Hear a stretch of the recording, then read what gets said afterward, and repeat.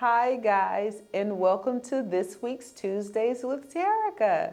Hey, you know what? I am interviewing Pastor Renee Glenn. Oh my goodness, so much wisdom, so much knowledge, so sweet. I am so honored. I want you guys to stick around. You really don't want to miss this.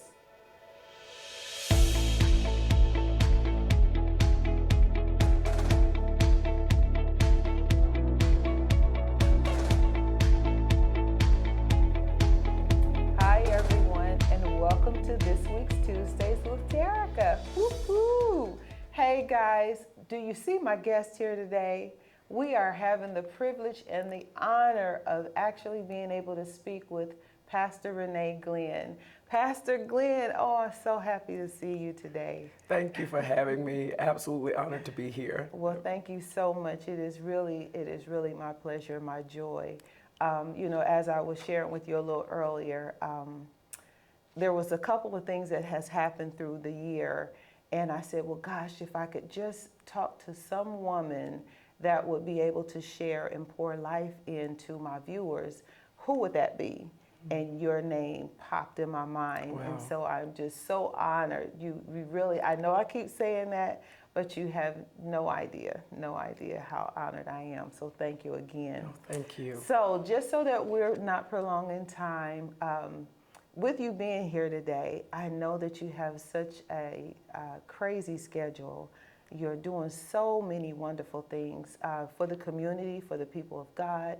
And then I'm sure at some point you're trying to have a life too. How do you balance it all? Well, for me, life is, I was thinking about the scripture, honestly, in Ecclesiastes 3, where it says there's a time and a season for everything. So for me, balancing life is simply based on, from my perspective, whatever God is requiring of, whatever God is desiring for us to do, whatever, for me is that. And I was even thinking about the question, balancing life is a strong opinionated question because it just depends on who it is.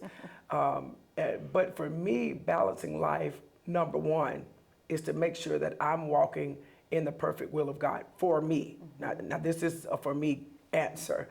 I understand being able to navigate and do whatever it is that you need to do, but I honestly do also understand the need sometime to pull away. It's biblical. Jesus pulled away. There was times that he would pull away, and I understand that. And it is so funny because, again, sometimes I think people don't think I have the balance, but I promise you I have the balance. I know how to pull away. I know when to pull away. And so that can be, for me, again, it's a very broad question. It's based on what you like to do. Balancing life could be going to the beach for some, going to the mountains for others, sitting at home with their feet on the couch for others, outside playing with the kids, playing basketball, going shopping, spending money. So that just depends. So for me, and because my life is so orchestrated, and I'm okay with that. All right, I'm gonna calm down. I felt the presence of the Lord. My life has already been so orchestrated by God. So the balance for me can be just whatever it is in the moment. Because balance for me could be having this moment with you. Wow, isn't that something? And here I am thinking that you being on the beach would be your downtime to kind of disconnect, but still be in the presence of the Lord. So I think that's awesome because it's not a lot of people that can do what you do it as gracefully as you do, and still come back with the strength of, okay, but we're getting it in tomorrow too. People don't do that.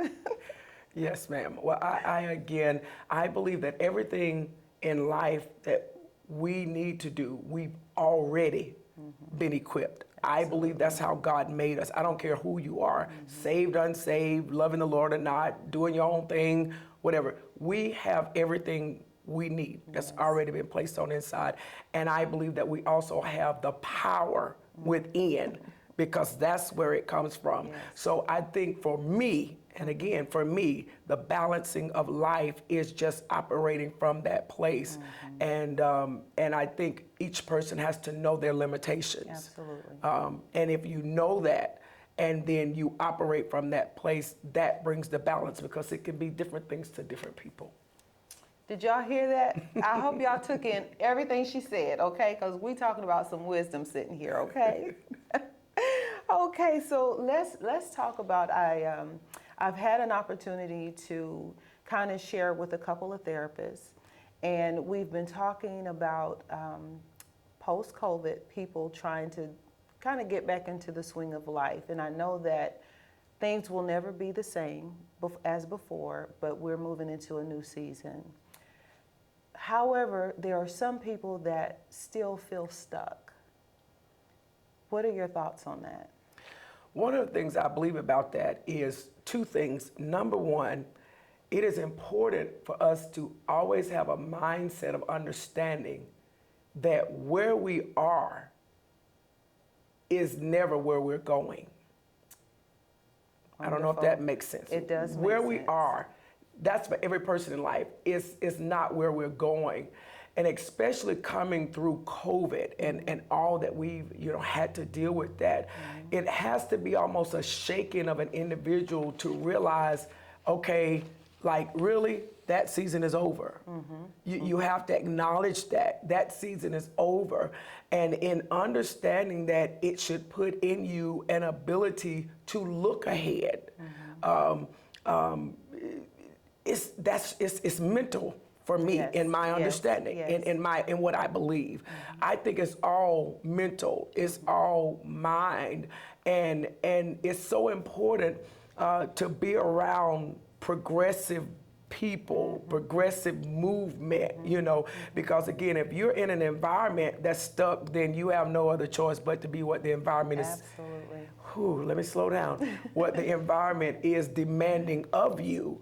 And so, I think it's very important for us to realize that where I am is not where I'm going. And watch this, slow down. I feel myself getting excited. Listen, you have to also give yourself permission to realize that there is more in life for you. Oh, that's a good one. That's a good one. Because sometimes people get so, I will say, entwined in where they are today that they can't even see past today. They don't know how to even dream for tomorrow. So what are the steps that we can take for our mindset to change? Before you answer that, do you even believe, because we're believers, but do you believe in Christian counseling? Do you believe that is a part, or do you believe that everything is solely a part of our spiritual growth? Or I think the answer to that question is extremely personal. Okay, and that's fair. And I'll say that I believe that is a question that is for whomever the individual is. For me to say, for you, Christian counseling is acceptable. For somebody else, I don't think we have that right. I agree. I don't think we have that right. Now, do I believe in counseling? Of course, because the Bible says, in the multitude of counsel, there is safety. Yes. All right. So to answer that question, counsel is always a safe place, and sometimes I believe we need individuals that can be available to us so we can talk outside of our head. That's right. Because a lot of times people talk within their own heads, and then they establish their own government, and they're their own governor. And you need that ability sometimes to talk it out. I think the question that you're asking about Christian counsel, I think for me, what I would really have to say even about that, is always important to have the right counselor. Yes. And then you have to, I believe in having counsel, you have to have counsel with a timeline, because it's not going to make no sense if you're counseling me for 5 years and nothing's changing. Wow, that's true. That is so true. So I guess to answer your question, I think the personal question you ask is that's personal. But do I believe in counsel? I do. And it's so interesting because in the book of Isaiah, and that's all I have is the Bible. In the book of Isaiah, one of the descriptions of who God is, the Bible says he is a counselor. So with the Bible saying that, it is indicative that God expects us to take counsel. Absolutely. Yeah. I think that's wonderful. So the steps that for the person that may not know how to go from one place to the next, they're not sure if they want counseling, but yet there's something else or some things that maybe they can do to try to help themselves. What suggestion would you offer for that individual? Listen, honestly, I don't know how a person can help themselves without having someone to have conversation with that is gone where they're trying to go. We can't help ourselves. I don't know if that's going to make sense in what I'm saying. In life, every one of us in life, we're going to need help sometime. And I don't know that starts anywhere else other than what can I do? Okay, what can I do? All right, let me slow down because I'm getting excited. So what can I do? The first thing we can do is acknowledge the need that I need to become unstuck. All right? Because you can look at me and in your opinion, you can say I'm stuck. All right? But that could be your opinion because for me, I could be happy where I am. That's a revelation I got just a few days ago, even as a pastor. You know, you look at people's lives and you can hear God's voice, you can hear the instructions, you can hear the wisdom for the individual, and you're giving it, but for them, they're okay where they are. Wow. So are they stuck or not? It could be based on my opinion or my thought process, honestly. Yes. I think in this world, we have to shift because we have a lot of things to say about a lot of things that's really our opinion, and they're okay. So true. And so for the one that will say, oh, I just feel so stuck, you know, what can I do? It is the first place of acknowledgement. And then it is really getting that person and finding that person that you can trust your vulnerable state to. Yes. And have that conversation so that because it varies, because maybe I can, if you're feeling stuck, maybe I can get you and take you on a little weekend to show you something more than where you are. That can be something that could help you because you're sitting right here believing that this is all it is. Baby, let me tell you, there's a big world out there. Come on here. Come on here. Let's go for a little ride, and literally allowing them to see some other things and sharing with them some other things. You know, it could be as simple as that to help people to get unstuck. But before I help you get unstuck, I have to know you have a willingness to want to be unstuck. Ooh, that is so good. That is so good. Yeah. Going back to the counsel. Because I can't want it more than you. You can't want it more for me than I want it for myself. I cannot. So that is correct. And that even goes back to counseling. You know, do I believe in it? Do we believe in it? God speaks of it. But again, if I'm going to counseling, and I haven't made a decision to switch my state, I'm wasting the counselor and my time. Wow. Because I don't care how much counseling you're receiving, and the counselor can be the #1 counselor in the world, but if I have not made a decision that there is a need for a necessary shift, then we just sitting here chit-chatting.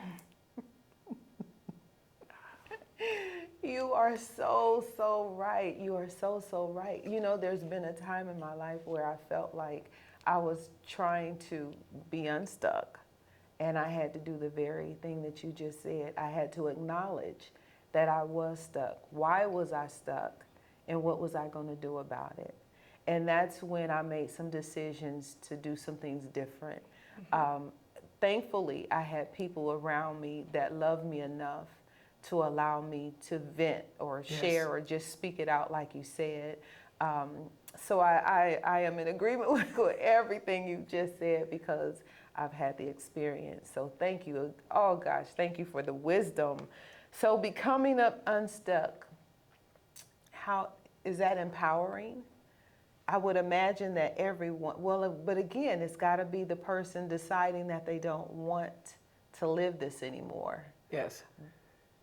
I can give you, again, all I got is the Bible. So like in John chapter 5, right, there's a story of, it talks about a bunch of people who were halt, they were withered, they were troubled, they were sick, lame people, right? So the Bible says that a certain season that the waters would move, and whoever got in the waters first, right, would be healed, okay? So whoever was the first one to get there, well, if they know at a certain season that the water's gonna move, the first one had to have desire to make the move. Right. So if they knew that healing was coming and available, it had to be something in them to drive them to that water. That particular text goes further to say that now Jesus approaches a man that was there who had been in a situation for 38 years, right? He asked the man a question: wilt thou be made whole? In other words, do you want to be removed from the state that you're in? Well, the man turns around and says this is something. He says, well, who am I going to have to put me in the water? Well, my question is, who did you expect? Because they were in the same state you're in. Wow. Oh my To get goodness. unstuck, you sometimes have to, one of the other things is you have to go up. You have to go up, you have to move. You can't deal with what's around you. You know, Jesus was giving him an opportunity to be healed, but all you can talk about, oh God, I feel the presence of the Lord. All you can talk about is who's not there to give you what you want. See, to be unstuck is, you can't put your state of being in no one else's hands. Yes. Sometimes people are stuck because you're around people that's keeping you stuck. Oh, You talking about, I don't have anybody. Why would you expect them to be able, see, sometimes, maybe those of you that's feeling stuck right now, that's listening to our time together, check your circle.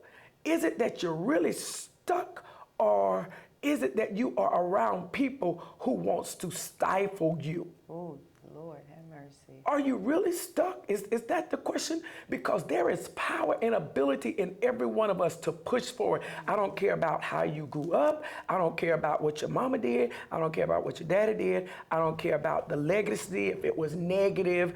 I don't care about any of that. You don't have to be what has been in your life. Wow. You don't have to be that. There is power within you always. That's why Paul said we got to press toward.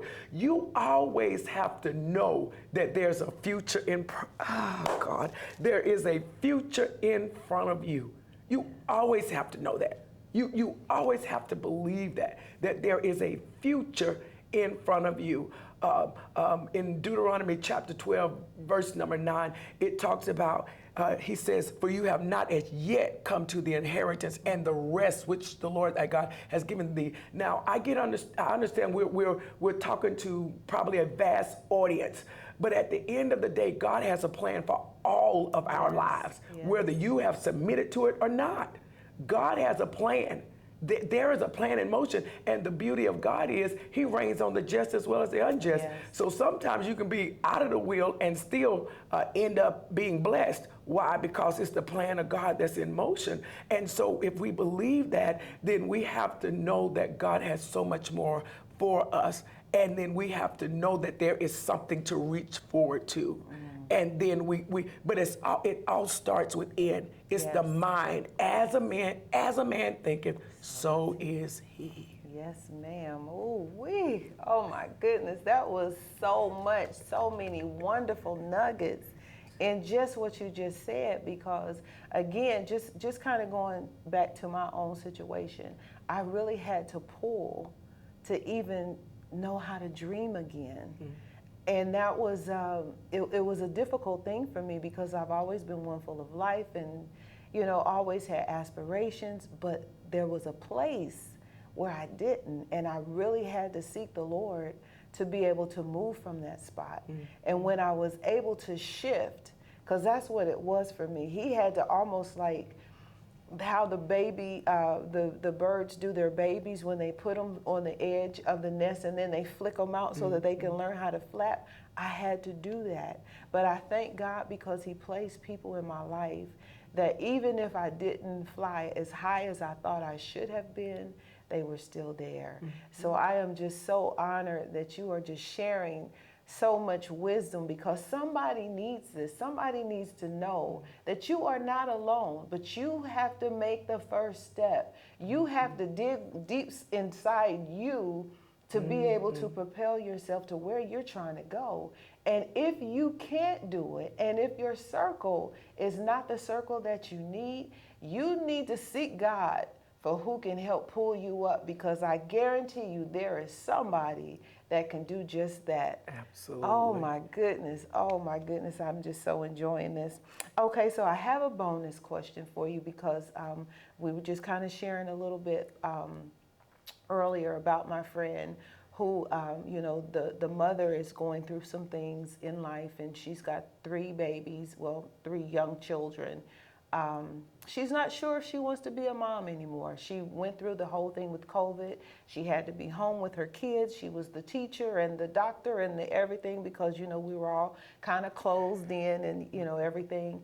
And so now she's wanting to be back a part of life, but she's not sure if she wants her children to be a part of her future. Wow, that's heavy. Yeah, that's really heavy. And again, this is a broad perspective of a question, and certainly whatever I have to say would simply be my opinion about that. But at the end of the day, unfortunately, in some things, we don't have those choices to make because it is what it is. And I think where we get lost at in life is that people do make that decision and they follow through with it. Well, yeah. And so it's now left for the village, to figure out what is the next thing to do. But what I would pray is that there would be individuals around her. This is going to slip me into something else because I don't want to move away from the question, but something else is hitting me right now. I believe that we as people need to be more sensitive to one another because if somebody would have been sensitive to her, they could have jumped in there and said, take a break, step back.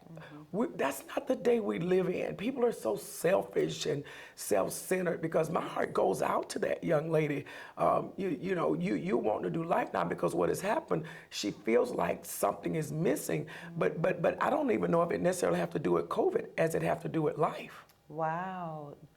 Now, I'm going somewhere prophetically, but I don't know who that person is. I don't know the name, but I don't know if COVID can be connected to that. Because again, people do come to spaces and places where they feel robbed. Wow. And when children come into play, listen, there has to be adjustments. There's no ifs, ands, or buts about that. And that is possibly explanatory for much that we are experiencing in this life through evil, through hatred, because these kids now, because kids feel that. Yeah. Now, they may not know how to articulate what they're feeling and sensing, but kids feel that. So now we're dealing with rejection. We're dealing with abandonment, that these kids are having. But somewhere or another, possibly, the parents could have dealt with abandonment, rejection. Yes. So now I'm still acting out because I haven't taken the time to really stop and allow my inner self to be dealt with. Wow. That's a very open, broad question, and we could probably talk about that another 30 minutes because at the end of the day, it moves back and back and back because you have to move back to see what started that. Where did that really come from? Because I would probably suggest that has nothing to do with COVID. Okay. That has to do with... probably true. Yeah. I'm almost sure. I was thinking a few minutes ago, sometimes life will arrest us.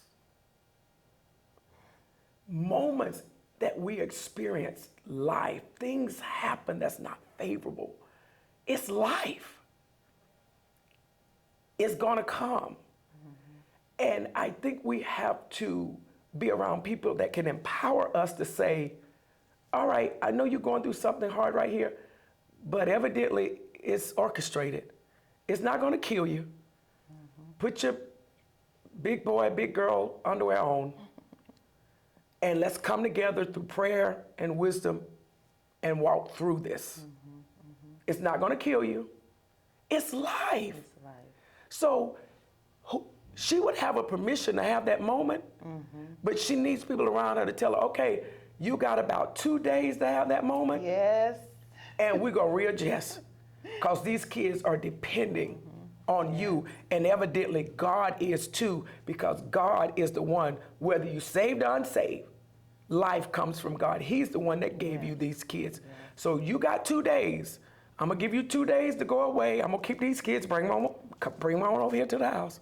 Let them chill. You got 2 days to get this worked out within yourself, because you don't have permission to decide you don't want to be their parent when God decided you were. Yes.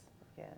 And if he made that decision by birthing them through you, and then the challenge could be doing it alone, Yes. not having the male, the father, the safe haven of marriage as God ordained it, to be. That's Bible. I know somebody would fight against me. It's okay, you know. They already know. They already.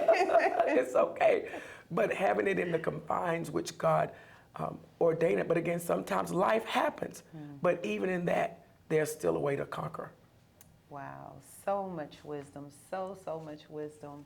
I just want to, I feel like we haven't had enough time, but I am so grateful for you just being able to be here today to just share and to pour into those that will take a moment to hear the words of wisdom that you have shared. Hey guys, you just don't know. Life happens. Life happens. And we are here again, never trying to give you my Jesus, but if you want him, he's available. So with Pastor Glenn being here, she has a church that I am going to give a shout out to, Restoration Church of Prayer in Welford, South Carolina. You can find her on all social media. Actually, I'll let you tell them the platforms that you're already on that they can follow you. Well, me personally, I am not on a single social media platform. Our church, Restoration Church of Prayer, we're on Facebook and Instagram and also on YouTube, and that's Restoration Church of Prayer. However, I personally am not on any social media platform, and that is by decision. And we respect that. We respect that. So thank you again for being My pleasure. here to share Thank with you. us. Hey guys, I hope you were able to pick up some wonderful nuggets. If you need to send this to someone that you know that is going through a situation, please do so, because we are here always to help, inspire, uplift, encouragement. We want to be able to be a platform for people who are in need, or for people who just want to have a laugh sometimes, This is what we're doing. So I am Terica Talbert with Century 21 Blackwell and Company, and I sponsored today. Thank you so much for watching. We hope you have a great week.